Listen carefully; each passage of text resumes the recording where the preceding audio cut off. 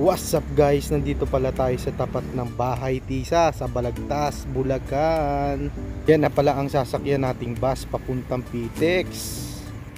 Susubukan lang natin mamasyal sa Pitex sa Parañaque. Titignan natin kung gaano kaganda ngayon ng Pitex.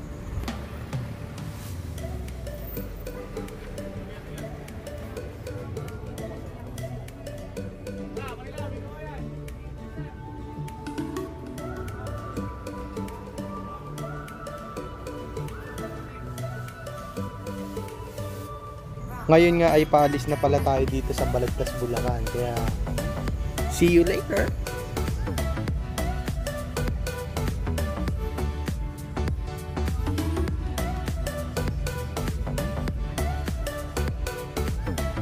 Drake TV in the place to be. Habang bumabiyahe pala ako, nakita ko si nanay nanghihingi ng tulong. Syempre hindi na natin ipapakita sa video.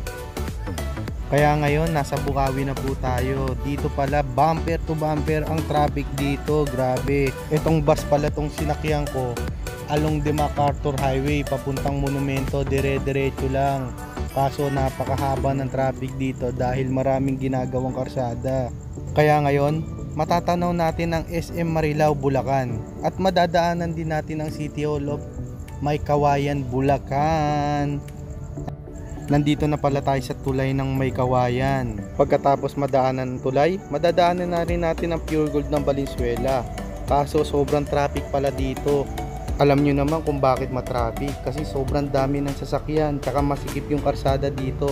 Nadaanan na pala natin ang Valenzuela, yung plaza nila. Pagkatapos pala nating madaanan ang plaza nila, madadaanan din natin ang tulay ng Valenzuela. Dito pala sobrang traffic, bumper to bumper. Grabe, dito pala ang nagsisimula yung traffic, yung ginagawang karsada.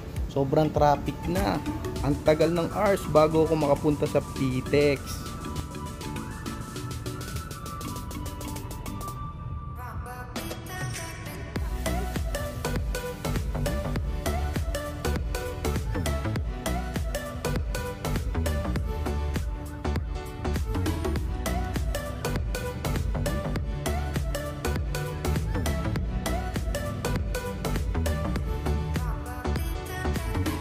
Yun, lumampas na. Ito lang ang problema namin. Grabe, sobrang traffic, sobrang tagal namin dito. Nagsisiksikan na yung mga sasakyan. Siguro naman mapapabilis na ang pagpunta ko sa Pitex dahil nakakapagod din sa biyahe pag lalo matraffic. Pag pauwi na ako, hindi na ako dadaan dito kasi lalo pang matraffic. Nandito na pala tayo sa circle ng Monumento. Matatanaw natin yung LRT sa Monumento. Buti bumilis naman yung andar ng bus. Kaya ngayon, tuloy-tuloy lang ang biyahe papuntang Pitex.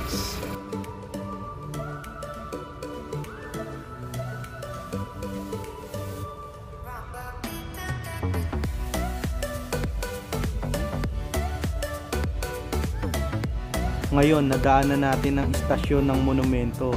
Sunod naman, madadaanan natin yung bentahan ng mga bulaklak, yung sikat na sikat, yung dangwa. Naiinggit ba kayo sa sinakyan ko? Mauubos lang yung pasensya nyo dahil maraming pasikot-sikot na dinadaanan. Nandito na pala tayo sa UST Manila. Ang laki-laki pala nito. Ngayon lang ako ulit nakadaan. Taas ng building oh. Iba ka talaga UST. Ang linis-linis mo pa.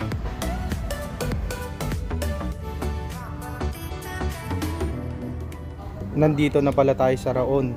Dito pala yung bilihan ng mga murang speaker na malalaki. Kaya punta lang kayo dito. Malapit lang to sa Quiapo. Pag nakakita ka ng ganyan, alam mo na na malapit ka na sa Quiapo.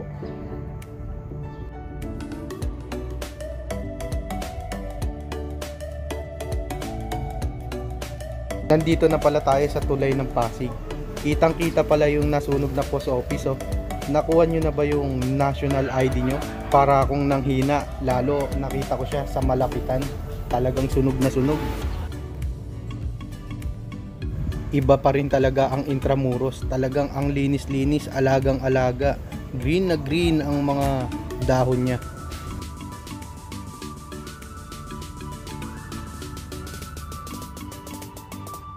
Nandito na pala tayo sa Rizal Park. Malapit lang pala dito ang Manila Ocean Park. Sino kaya nakapunta na dito? Oy, oy, oy, malapit na tayo sa MOA. Nandito na pala tayo sa MOA, sa may parang bilog niya. Hindi ko alam kung anong tawag dyan eh. Grabe, ang ganda pala dito pag gabi. Akala mo Paskong Pasko eh.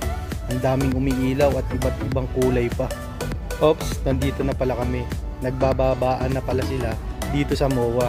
Siguro sabik na mamasyal. Ngayon, paalis na kami, papunta na kaming Pitex. Kung nagustuhan nyo ang aking video, pasus